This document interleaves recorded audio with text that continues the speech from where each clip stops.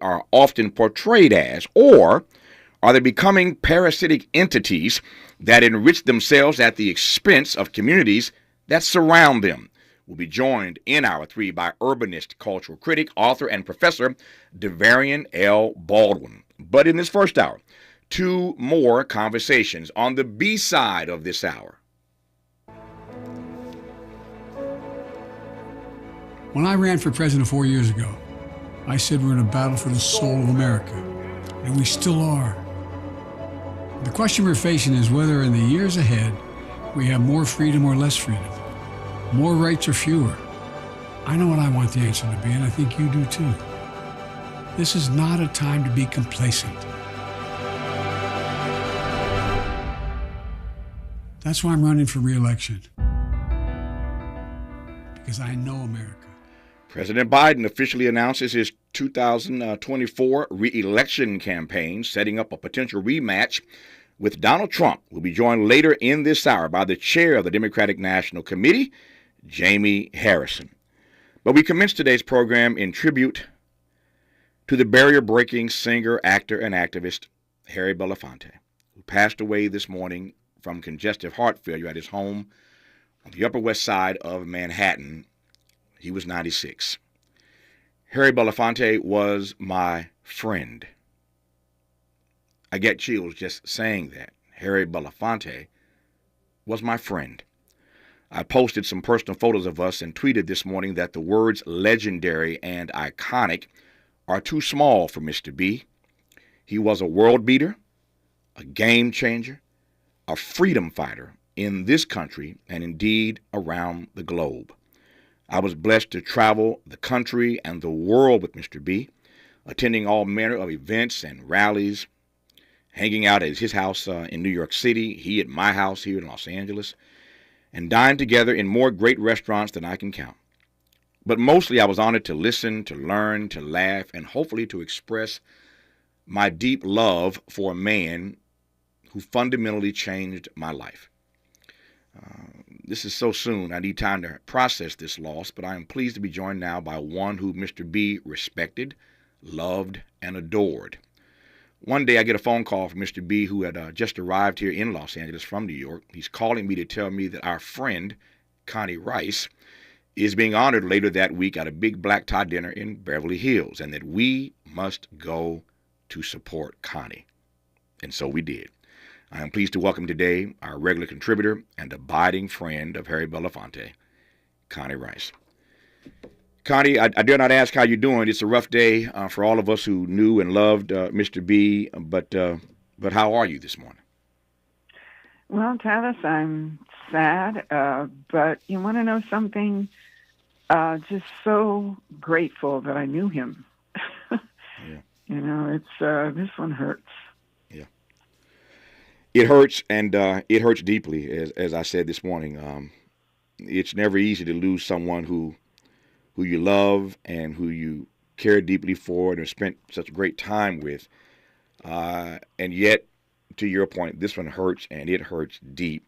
I think in part because we are losing, here's that word again, these icons, these legends, these world beaters, these game changers, these life alterers. We're losing them at a clip that's hard to keep track of. But you lose somebody like Harry Belafonte, what you recognize is that the world has lost someone who cannot be replaced. I mean, what he has done in this country and on the world stage is just hard to put into context. I teased him many times, Connie, about his book that he finally got around to writing some years ago, and how dense it was.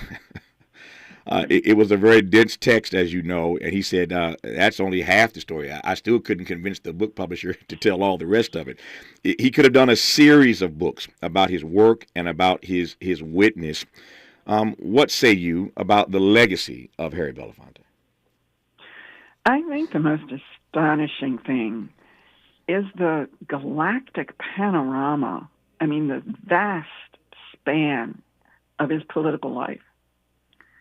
And, you know, when you think about his life, and his book really could have been 3 times as long. It would have been over 1,000 pages.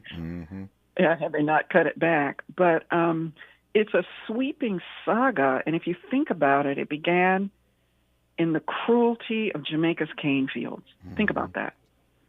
And his mom brought him to Harlem, and he was, he used to roam the rough streets of Harlem with a crew before Paul Robeson found him and put him in an acting troupe.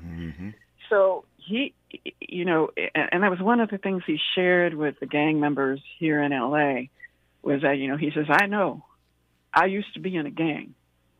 And when he engaged them that way, Harry, I'd never seen them engage with anybody like they did with Harry Tavis. But when I think about from the cane fields of Jamaica to the streets of Harlem, where did he go? He could have stopped with hit records and the first to star in this as an African American, the first to sing in this as an African American. When I met him, he didn't even talk about that stuff. He was talking about Mississippi's terrain of terror. He was talking about South Africa's Robben Island, the killing fields of Cambodia and Rwanda.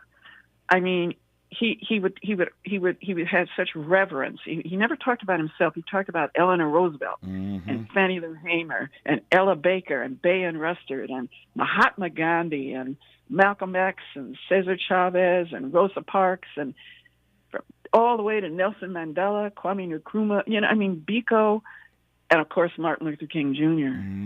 And I didn't even mention, when he said we had King everywhere, but when we came back from World War II as African American soldiers in the Tuskegee Airmen, he said the battle for liberation was on.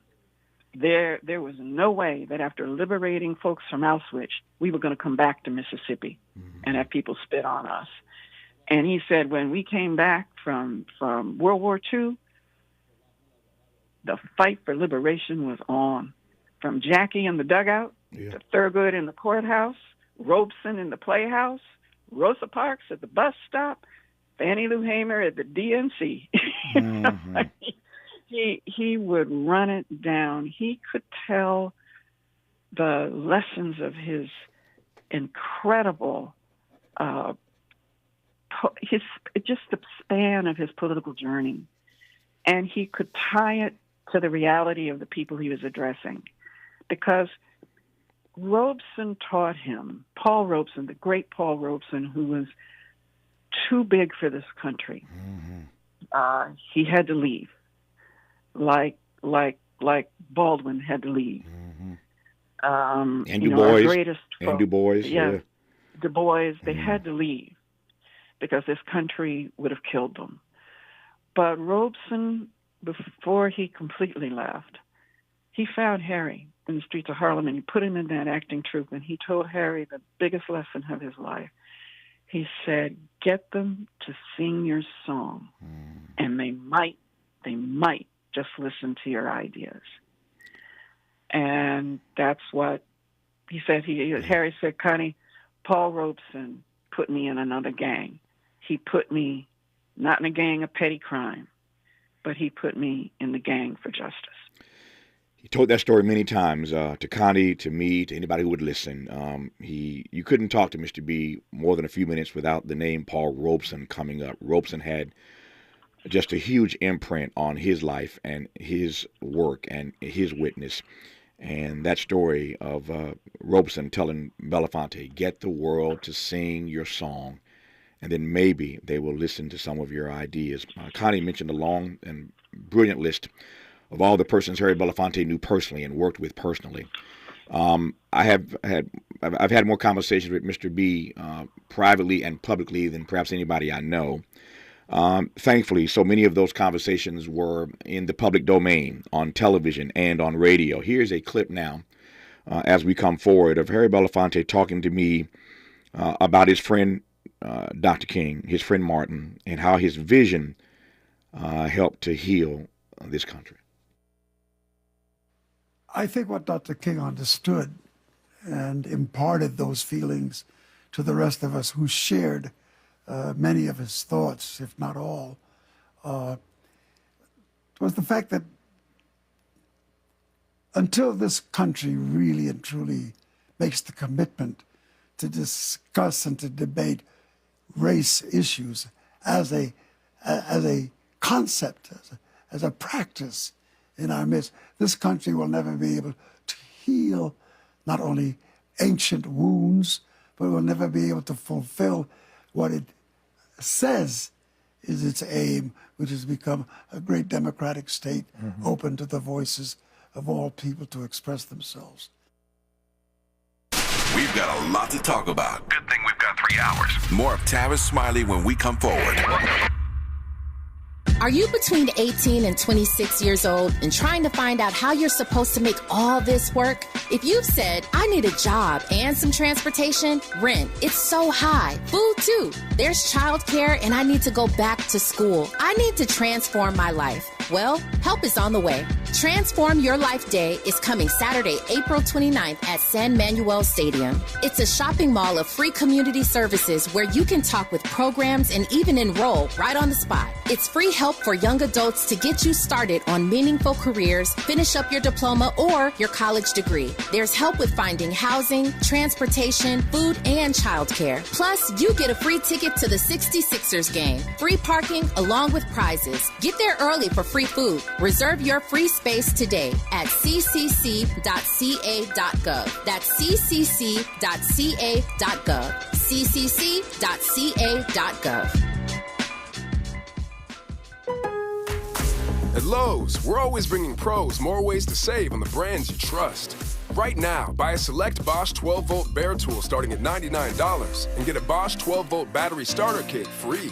Plus, as an MVPs member, earn up to 3 times the bonus points when you buy select products that you can then redeem for rewards. Because Lowe's knows savings, Lowe's knows pros. Selection varies by location while supplies last. See sales associate for details. Bonus points calculated before taxes and fees after applicable discounts, if any. Valid through 4/28. Subject to change. Meet Joe A, Joe B, and Joe C. What's up? 3 everyday Joes perfecting their banking with Chase. Joe A is locking his lost debit card with the Chase mobile app. Joe B is cruising toward his new ride with AutoSave. And Joe C's Chase banker is helping him budget to go back to school. Tools that help protect. Support for what's next. One bank that puts you in control.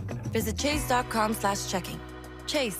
Make more of what's yours. Chase mobile app is available for select mobile devices. Messaging and data rates may apply. JP Morgan Chase Bank, N.A. member FDIC. The FAA will be hiring air traffic controllers soon. Applications open June 24th through June 27th. If you know someone between the ages of 18 and 30 who might be interested, please tell them to go to www.faa.gov/BE-ATC to apply today. The salary range is $103,000 to $164,000. There's also paid training and school. Again, that's www.faa.gov-BE-ATC. Again, that's www.faa.gov/BE-ATC to apply to be an air traffic controller. This community call to action is brought to you by the Organization of Black Aerospace Professionals and KBLA Talk 1580.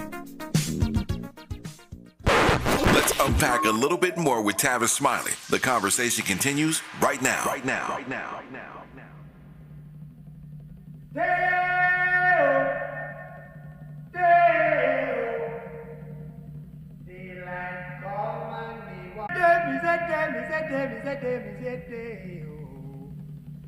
Daylight come and me want go home. Work all night and a drink a rum. Daylight come and me want go home. Stack banana till the morning come. Daylight come and me want go home. Come, Mr. Tallyman, tally me banana. Daylight come and me want go home. Come, Mr. Tallyman, tally me banana. Daylight come and me want go home. I'm Tavis Smiley. You're listening to KBLA Talk 1580. Our phone number 1-800-920-1580, 1-800-920-1580.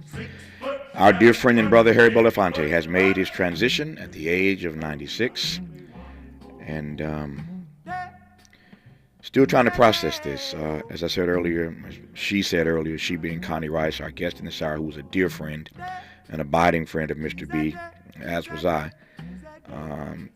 Still trying to process this, even when you know it's coming at 96. A life long lived, a life well lived. It still hurts when that moment finally comes. Connie, that song that we're listening to has been played around the world countless times and recorded and covered. And Mr. B would always remind us that song is really a protest song. They play it all the time at NBA games and other sporting events and music events, but it really is a protest song, is it not? It is a protest song, and what strikes me is that the last clip that you played showcased how Harry had this eloquent, almost Shakespearean way. It was a poetic genius at the level of eloquence that he had. And that song is such simple language, and it's so powerful because it is a protest against slavery and the cruelty of the cane fields. And let me tell you a story about how powerful that song was. When he came to L.A., I met him in L.A. when we did the Thurgood Marshall Awards, and it was Sidney Poitier and Harry Belafonte together getting the first Thurgood Marshall Award given by the NAACP Legal Defense Fund, and it was held here in L.A. And Elaine Jones, my boss, the first woman to head the Legal Defense Fund, called me and said, "Connie, I can't get there. You've got to meet Mr. Belafonte." Long story short, I'm waiting for him at his hotel down by the pool in Beverly Hills, and he comes down this wrought iron stairs, and he looks at me, and I had these thick Coke bottle glasses and this wild Chaka Khan hair, and you know, Tavis, I'm not good with small talk. You know I'm awkward, but I'm good in court. But don't ask me to do small talk. He comes down and he says. "From where do you hail, and what is it that you do?" And I mean, and I said, boy, he speaks like a Shakespearean actor, which is what he was. Yeah. Tavis, I told him, I said, "Look, I'm sorry, Mr. Belafonte. I don't like celebrity. I don't like Hollywood. I'm not good with it." He said, "Well, that makes two of us. Thank you." And he started in, Tavis, 5 hours later, we had gone through all of his battles, all of his, from the civil rights revolution to Angola to Robben Island. And we just completely lost track of time. And Julie comes down the stairs in her evening gown, and she says, "Are you two going to come with us, or are you going to just stay here the whole night?" But I had told him, I said, "I can't stand these kinds of gala dinners, Mr. Belafonte." He says, "Call me Harry." I said, he said, "Tell me more about the gang work," because I had told him about the Crips and Bloods gang truce that had been forged, and how I was trying to help the men who would hit the streets at night to enforce it. Mm-hmm. And it was the beginning of the gang intervention movement. And it was Fred Williams and Tommy Elam and Bo Taylor, and it was a whole bunch of amazing former gangsters who had decided, as they said, "Ms. Rice, we've gone from predator to peacemaker now, and we need your help." And so I told him about that work, and he said, "Tell me more." I said, "Well, you can meet them tonight because I bought a table for them at the gala." He said, "They're going to be gangsters at a Hollywood gala?" He said, "Come on, girl, let's go." Then he became excited about the dinner, because there were going to be gang members there. He didn't care about, there were stars, you could just rattle them off, all from his past, his present, the future. I met him, I rode with him to the hotel where the gala was. He could barely shake the hands of Sidney Poitier and Elaine Jones, and he's like, "Where are the gangsters?" Mm-hmm. We couldn't peel him away. He changed his head table. He's supposed to sit at the head table because he's the honoree along with Mr. Poitier. Mm-hmm. He took his chair and put it at the gangster's table. We couldn't even find him. But the next day, so at the end of the evening, he just stayed at that table, and he walked to accept the award from their table, not his table. And Elaine Jones was glaring at me like, "You've just messed the whole dinner up." But he was so enthralled with him. He said, "What are you doing tomorrow?" "I want to be with them tomorrow." And I said, "Well, I'm going down to Jordan Downs, which is one of the big housing projects in Watts." And so at By 9 o'clock, we were in Jordan Downs Housing Project. And Tavis, the windows flew up. First 10, then 30. Everybody standing in their windows singing Deo. And I looked at that and I said, okay, I may not like celebrity, but what I understood was that because of that song, there were children, their fathers and mothers, their grandmothers and their great-grandmothers, all singing Deo to this amazing troubadour for justice. And the tears just flowed down his face. Yeah. And I hear your tears over the radio. And if we ain't careful, I'll have some here.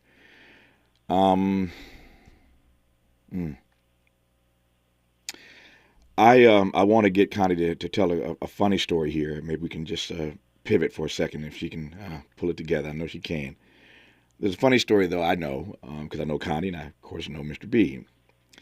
And Connie was with Mr. B one time, and she made a huge faux pas when she suggested we need to find somebody who knows something about music. Connie, you recall this story? Oh yeah, we. I got about 90 seconds. Tell that story right quick, Connie. Okay, he was. We were playing in the Urban Peace Awards, which was to celebrate the gang truces between the Crips and the Bloods, and then between the black gangs and the Latino gangs. And there's a great big gala, and this was a gala he really wanted to do. Long story short, I'm in his apartment in Manhattan, and we're planning all this stuff. We've lined up all this stuff, and then I turn to him and I stupidly say, "Okay, but who do we know who can do the music?" And he didn't miss a beat. He said, "Thank God, she's actually capable of saying something stupid." I have forgotten he's a musical genius. And I looked at him and I seriously said, "Now who do we know who can do the music?" Yeah. But that it's a funny story, and that's why I wanted Kai to tell it. Because again, when you were in his presence, he spent so much time shining light on others, never about himself.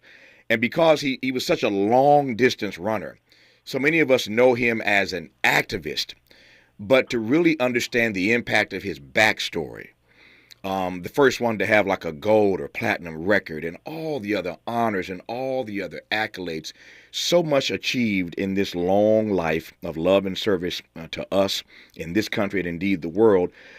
Sometimes it was just he was so ubiquitous, it was hard to remember oftentimes all that he had done. And yet I was never once in his presence when it was ever lost on me that I was seated with greatness.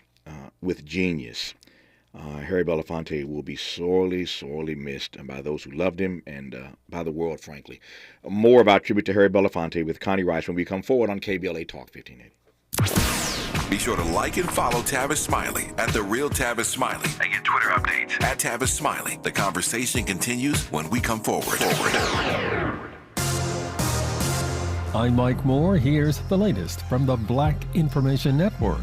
Haitian residents are lynching and setting fire to suspected gang members. Meanwhile, a United Nations report says insecurity in the Caribbean country's capital is at levels comparable to countries in armed conflict. Police said at least 10 suspected members were lynched and burned in Port-au-Prince. The Senate will vote on the Equal Rights Amendment this week. Senate Majority Leader Chuck Schumer said the ERA and its protections are more critical than ever following the Supreme Court's decision to overturn Roe v. Wade and efforts to limit access to the abortion pill mifepristone.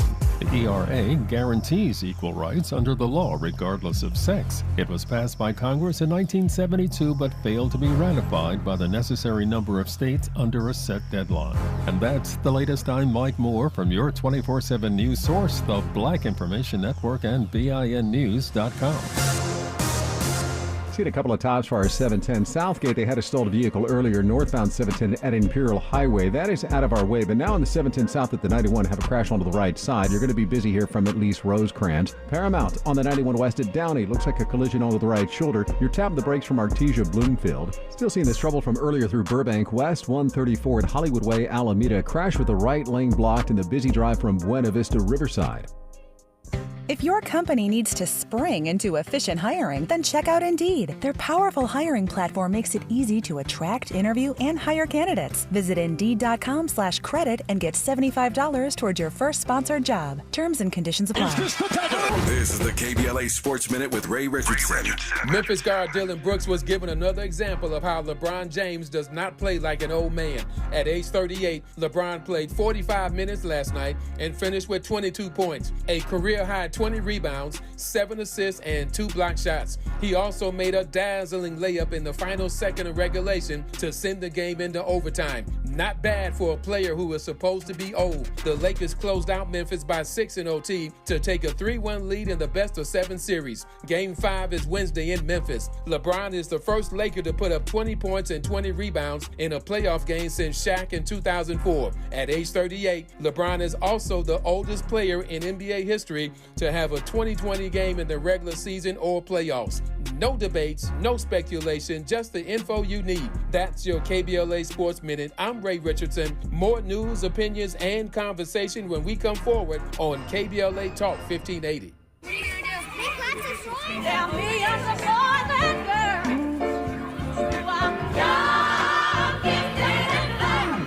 girl. I'm young, gifted, and black. At KBLA Talk 1580, we do more than just talk. Hey there, I'm Jared Hill, president of the National Association of Black Journalists of Los Angeles, and I just want to say thank you for the benevolent $10,000 donation and scholarships for the next generation of black journalists. And I'm Haywood Galbraith, photojournalist and founder of the Minority Photojournalism Institute. Thanks, KBLA, for your generous $10,000 scholarship gift to help us train the next generation of black photojournalists. Congratulations to all the students who will benefit from the scholarship dollars raised at our Black History Month luncheon, honoring black legends in LA media. When we come forward at KBLA Talk 1580, we're bringing everybody with us. Everybody with us. Everybody with us. Everybody with us. Everybody with us. Find a righteous rage and don't be afraid to say what you see. We're KBLA Talk 1580. I'm Tavis, Smiley. Our guest in this hour is our regular contributor, Connie Rice. We were both honored and humbled and grateful to be friends of Harry Belafonte, who has made his transition this morning at his Upper West Side Manhattan home at the age of 96. And Connie's been there many times. I've been there many times. First of all, his home was amazing because it's like a museum. When you walked into Harry Belafonte's home and you saw all of the photos, I mean, everywhere you look, there are photos of Harry Belafonte with every major icon: Eleanor Roosevelt, Nelson Mandela, Kwame Nkrumah, Martin King, of course, his friend Sidney Poitier, all around the apartment, his spacious apartment in Manhattan, are these photos. And then on the wall, there's a long wall when you walk through the front door. You remember that wall, Connie? There's a long wall. And on that wall, all of these letters, personal letters to him, his correspondence with other greats, Bobby Kennedy, and just, I mean, the list goes on and on and on of all the people he knew, all the people whose lives he impacted. As I said earlier, he did so much in his life, accomplished so much. It's hard to keep track of all that he did. Here's a clip of a conversation that he and I had once on television about his sitting in one week, in fact, for Johnny Carson. Harry Belafonte was so big and so beloved that even as a black man, the first black person ever to sit in for a week for the iconic Johnny Carson, host of The Tonight Show. Check this out. So you're sitting in for Johnny Carson for a week on The Tonight Show, and because of their friendship, only Harry Belafonte could get Dr. King. He didn't do this. Only Mr. B could get Dr. King to sit down for a conversation on The Tonight Show. King flies from Atlanta to New York. He's running late, trying to get to the show, which is live. He lands at the airport, and I'll let Mr. B pick the story up and take it all the way through to the joke that he told opening the show. You take it and run. You remember this, don't you? Yes, I do. All right. Tell the story. I love it. By the time we went on air, Dr. King had not arrived. So we made quick adjustment to fill his slot and how he would cover the spot. About a quarter of the way into the show, Dr. King showed up so we could go back to plan A. And when he came on air, he didn't give me a chance to do very much but hug him and greet him. And he sat and he said, "I must beg your forgiveness for consternation and the cause of anxiety here. He said, but I have had my own experience. I left Atlanta late. The plane was late. I got to the airport. I got into the cab. The driver recognized me. And he said, what are you doing in town? And I told him that I was late coming for this broadcast with you. And all he had to hear was that I was late. And that man hit the gas and took me on a drive that was the most nervous experience of my life. He zoomed in and out of traffic. And I had to tap him on the shoulder and said, sir, if you don't mind, I appreciate your sense of urgency, but I'd rather be known as Martin Luther King late than the late Martin Luther King. Told brilliantly. King tells that story on The Tonight Show, and the joke killed. And it gave people a rare glimpse at a man that you knew up close who was actually rather funny. But it gave me an opportunity to lead into a question that was rebroadcast several times, because I asked him, in fact, how did he feel about death? And did he fear for his life? And he took that moment to reveal for the first time before a large American audience that he had come to peace with the idea of death. That he really was not deeply distracted about life as an experience of just the longevity. He was concerned about the quality of life and how he used it. And that fact stood indelibly in my mind, because during the earlier years he had developed a psychological tic. He constantly had occasion to go into hiccups, and he would just silently. And I asked him about it. He just said, I don't know, I just feel anxiety. And whenever I have anxiety, that comes about. And I noticed that over a number of days or weeks recently, that was no longer evident. And he said it was because he had come to peace with the issue of death. Only Harry Belafonte, Connie, could be sitting in for Johnny Carson and have as one of his guests that week Dr. Martin Luther King Jr. on The Tonight Show. There's a documentary about that 1 week. I don't have time to get into it. We're doing a full-hour tribute to Harry Belafonte again tomorrow, in my third and final hour tomorrow. A full-hour tribute to Harry Belafonte with many more clips of my conversations and our interactions. But there's a documentary just about that 1 week, because his guest list that 1 week, because he knew everybody, was so off the chain. Johnny Carson couldn't book The Tonight Show the way Belafonte booked The Tonight Show just in that 1 week. I digress on that point. But, Connie, what I want to get to right quick, just watching my timer, another 5 or 7 minutes with you before we're joined by the DNC chair, Jimmy Harrison, on the occasion of President Biden announcing his re-election campaign today. Do that in a few moments here. But every time I talk to him, Connie, I felt like I was being connected in real time to history. In so many ways, he was himself, not just iconic, not just legendary, but a historian, if you will. Oh, he was an historian, and he was a poetic historian. Mm-hmm. He swept you up in the saga of history, in the lessons of history, and you never missed a chance to tell you. I mean, he taught history and what its relevance was to everybody he met. He didn't matter whether it was kings or prisoners. And I have to tell you, the happiest I ever saw him was in prisons. I mean, he created a choir at the Institute for Women out here in Chino, California, the women's prison. He created a choir when he realized they couldn't come to the Urban Peace Awards. He had them produced, and they made a record, and we played it at the awards. We talked about his wall of celebrity in his legendary apartment. But you want to know something, Tavis? You know, the pictures he treasured most weren't the pictures of the VIPs. They were the pictures of him when he went to Biafra, when he was the UN ambassador for human rights. And I have about 7 photographs framed of him holding starving infants, and he's feeding one of them.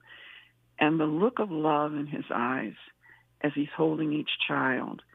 He gave me those framed pictures because he said, these are the pictures I cherish most. And so it was always, he didn't just carry history with him and share it and teach it. he empowered people with it. He totally empowered people with it. And he left them inspired to take the baton that he had been handed from Robeson and all of his great mentors, and he handed it to others. Yeah. And it was, as you said, it was never about him. It was never about him. It was always about the mission of justice and human dignity. And, you know, he had a sense of himself.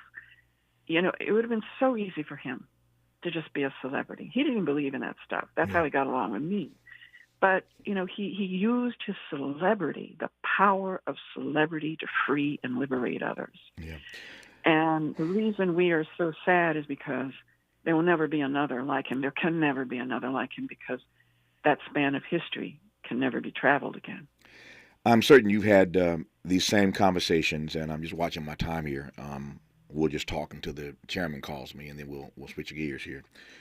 But I've had more conversations than I can count with him where he expressed his own chagrin, trying to find the right word, his own disappointment, his own angst about the fact that, given that you used the word baton earlier, he said to me many times, Tavis, I feel like that my generation failed in the passing of the baton.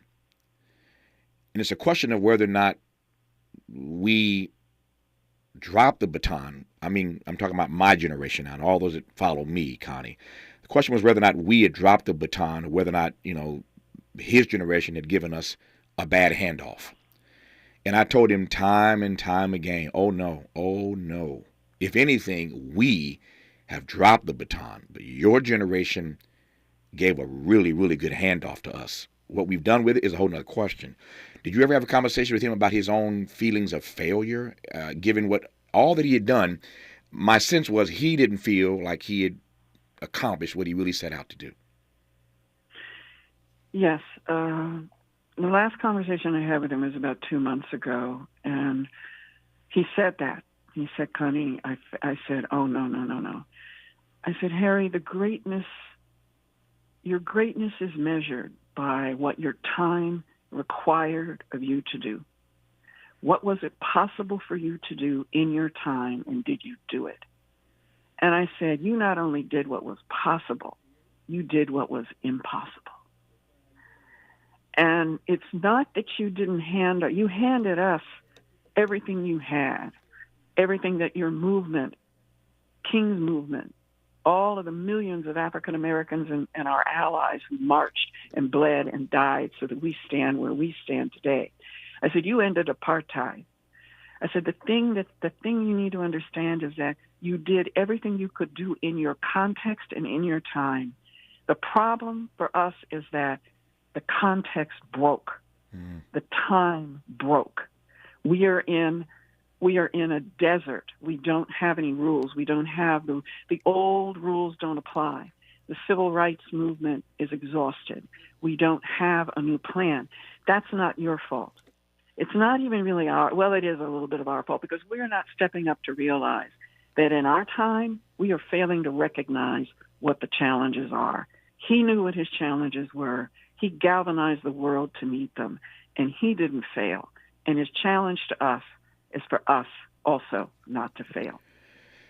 Connie, I love you and I adore you, as did Mr. B. And as you know, early this morning, after reaching out to his wife, Pam, and his daughter, Gina, my first phone call was to you because I know how much you meant to him and how much he meant to you.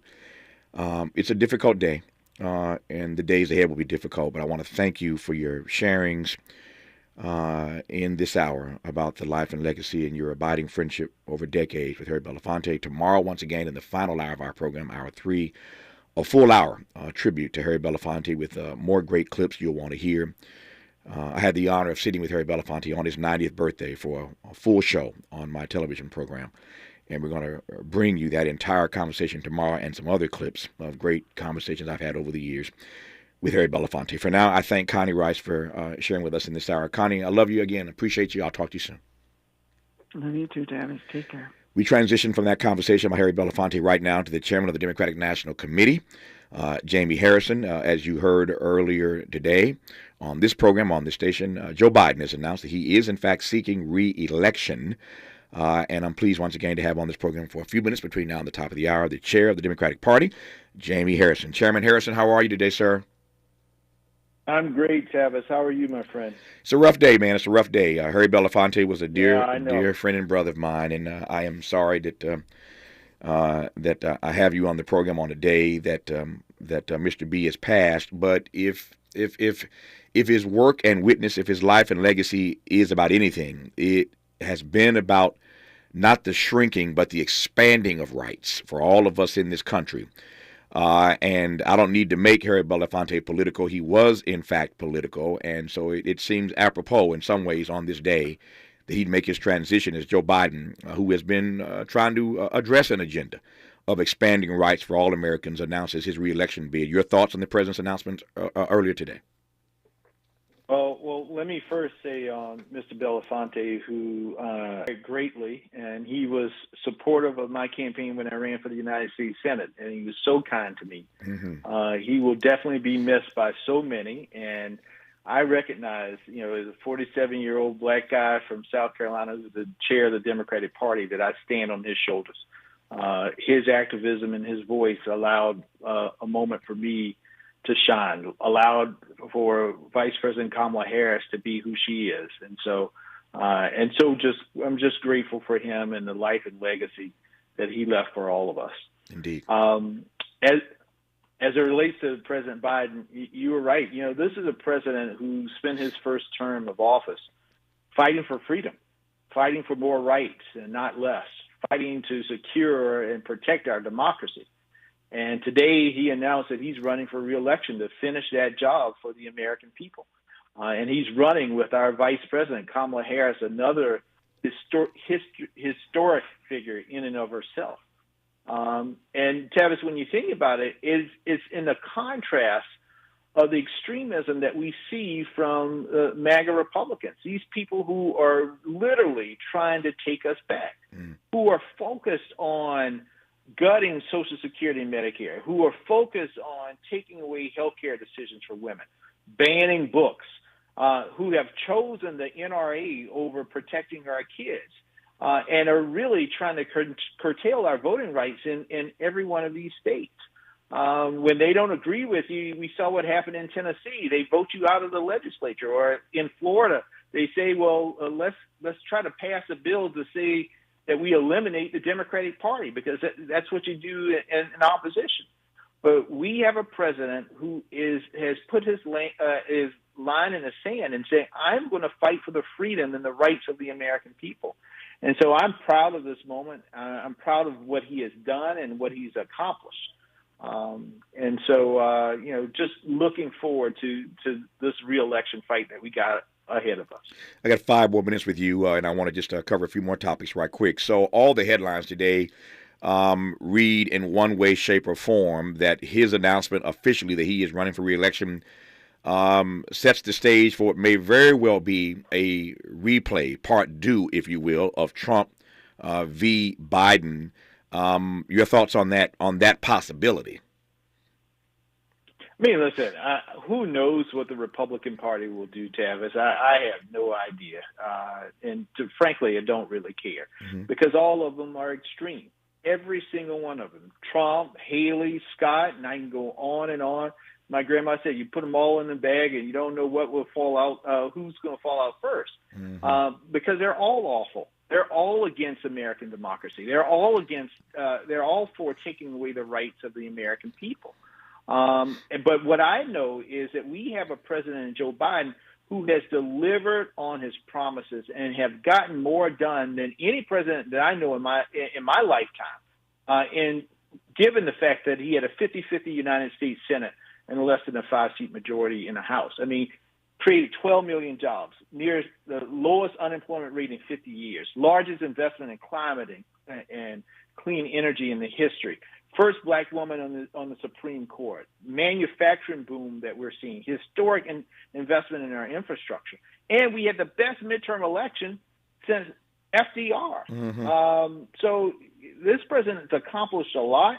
What we will be spending the next few weeks and months is talking about those accomplishments and how he has delivered for the American people, and how he's not finished yet. And we need to get him reelected, and we need to get more Democrats in the House and the Senate. The success of those midterm elections, in part, kept any other Democrat on the sideline who may have been thinking about or might have been thinking about challenging him. No one has really gotten in this race. There's Robert F. Kennedy Jr., of course. There is Marianne Williamson. But he kept all the big-name Democrats on the sideline, in part, I believe, because of the success in those midterm elections, his age notwithstanding. But as you well know, everybody keeps talking about the age thing. Is that going to be a factor? You know what, Tavis? Something that I've learned in life, with age comes experience. Mm-hmm. And we have seen all of the things that he has done with that experience. And I just don't know of any other president, and we've had younger presidents to come about, to be able to do what he did with the slim majorities that he had. I mean, the reason why he's been able to do this is because he understood Washington. He understood the players in Washington and how to navigate those personalities and leverage his relationships to get things done for the American people. And in the end of the day, the reason why we go to the polls to vote for somebody is we want them to deliver for us. Name me anybody who's delivered more than Joe Biden has done, given the hand that he was dealt with. That's why we want people to Washington. Yeah, but you, not to interrupt, I'm sorry. Do you think, I do not, and I've said so on this program any number of times, Chairman Harrison, but do you think he's gotten the credit he deserves for what he has, in fact, accomplished? He has not gotten the credit that he deserves, but we are going to make sure, Tavis, that we go all across this country, urban areas, rural areas, the South, the Midwest, the Northeast, the West. We are going to make sure that by the time that people go to the polls in November of 2024, they know every single thing that Joe Biden has done for the American people, what Kamala Harris has done for the American people, that currently many Republicans are trying to take credit for right now in terms of these infrastructure investments. Right. But they know that it's this president that actually got it done for them. Last question. I know you got a full schedule today, and I thank you as always for your time calling into our program here on KBLA Talk 1580.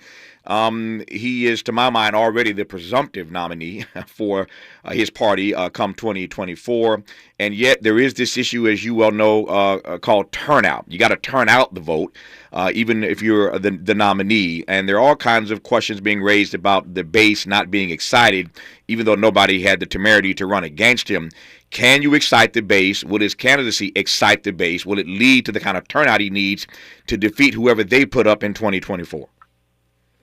We will excite the base because in the end, the base of this party will hear about how Joe Biden, even with the Republican obstructionism, have fought for them. I mean, when you think about things like the student loan reform, I mean, Tavis, you and I know that's a big deal. I'm a Pell Grant kid. And this president was the first president that had the boldness to say, you know what, we need to do something about this. And we need to stand up for these working people in this country on health care, on climate. It's this president that stood up. We saw in the midterm elections the second highest turnout of young people in the last 30 years. When we get young folks, people of color to the polls, and when we talk to seniors about how we have now delivered for them on capping the cost of prescription drugs, on capping their health care costs, we're going to see a coalition like we've never seen before. Remember this, folks. 80 million people went to the polls in November and voted for Joe Biden and Kamala Harris. That had never happened for any person who's ever had their name on the ballot for president of the United States in this country. And I'm looking to make sure we even get more than 80 million in this 2024 race. DNC Chair Jamie Harrison, thank you, first of all, for your kind reflections and thoughts and words about our dear friend and brother Harry Belafonte, who transitioned earlier this morning in New York at the age of 96. Thank you for your work and witness as chair of the party. And thank you, finally, for always accepting my phone call and agreeing to come on this program at critical moments such as this. I appreciate you, sir. All the best to you, my friend. Thank you so much, Tavis. You're listening to KBLA Talk 1580. A safe place to go loud. A great place for progressive politics. KBLA Talk 1580. Governor Newsom Newsom and advocates at impasse over funding for black students. Maisha Cairo here with your K-Black Minute News, brought to you by Lendistry. Story courtesy of CaliforniaBlackMedia.org. Mid-April, the Black in School Coalition met, and there were over 2,500 K-12 students, parents, and education advocates, plus civil rights leaders, marched to the California State Capitol to demand increased funding for black students in the state's public schools. They were all calling on the governor and California legislature to not move forward with the equity multiplier in Newsom's education budget, which was made to substitute AB 2774, which would have granted funding for the state's lowest performing group, black students. But advocates say Newsom's proposal falls short of that goal. All in all, the Black in School Coalition is calling for more support for black students in California schools. KBLA Talk 1580. We've got a lot to talk about. Hi, Maisha Cairo here, KBLA, live at Chase Bank on Crenshaw and Vernon for the In This Together tour with female business owners, a day of empowerment, community panels, and best of all, tips on building business from marketing to capital. I was able to speak with one of the panelists, the owner of Kids Love. Take a listen. So Kids Love, KIDSLUV, is a first-to-market zero-sugar, vitamin-enhanced functional beverage for kids. So the zero sugar is really important because if not, the sugar gets on the teeth, it can cause cavities. So as a mom, I love this. Vitamins and hydration in one. Tell us what's happening here with Chase Bank today. So I would say, I think what Chase is trying to do is create a community, actually, for entrepreneurs, a place where people can go. They have the space to do it. It's a beautiful space.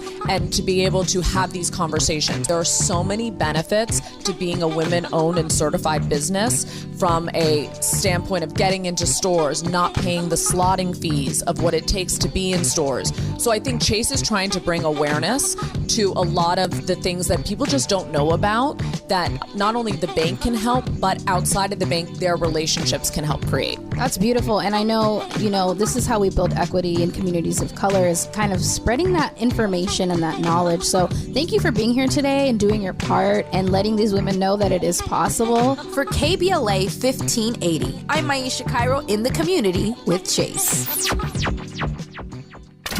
Interrogating your assumptions and expanding your inventory of ideas. Let's get back to Tavis Smiley on KBLA Talk 1580. One final reminder that tomorrow on our program, on our third and final hour, a full 1 hour tribute to Harry Belafonte. That's tomorrow at 11 a.m. Pacific time. 2 o'clock p.m. on the East Coast, but a 1 hour tribute to the late, great Harry Belafonte tomorrow in the final hour of this program. After news, traffic, and sports, hour 2 of Tavis Smiley, you're listening to KBLA Talk 1580. KBLA 1580 Santa Monica. I'm Mike Moore. Here's the latest from the Black Information Network. Haitian residents are lynching and setting fire to suspected gang members. Meanwhile, a United Nations report says insecurity in the Caribbean country's capital is at levels comparable to countries in armed conflict. Police said